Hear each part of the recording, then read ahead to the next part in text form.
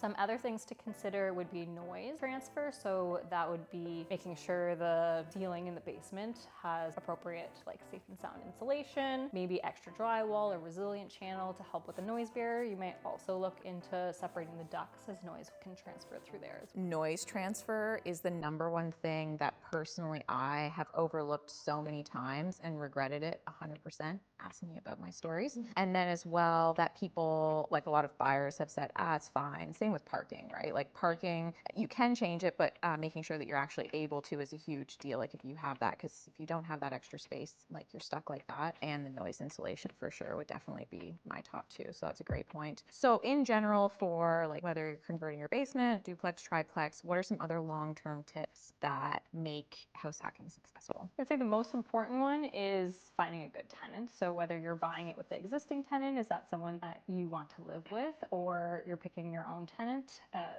is more ideal if you can. Thinking about doing a full check on them. Essentially, you are living with them. So you want to enjoy your own house as well. So you want to ask for proof of employment, following that, and maybe seeing pay stubs as well, checking references, credit score, getting as much information as you can and making sure you feel comfortable with them. Any sort of gut feeling, red flags is just a good way to walk away. It's not worth having somebody that you don't enjoy living with, basically. Even though you're not living with them, you're living very close quarters, that you want to make sure it works out long term.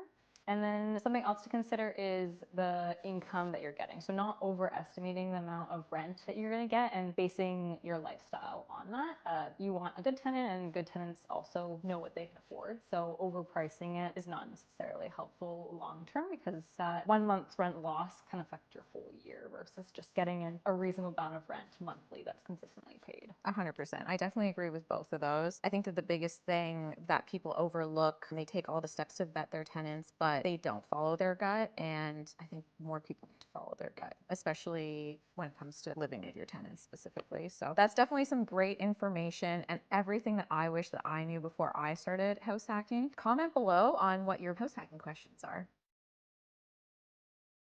Sacred Spaces. Trust, inspire, deliver.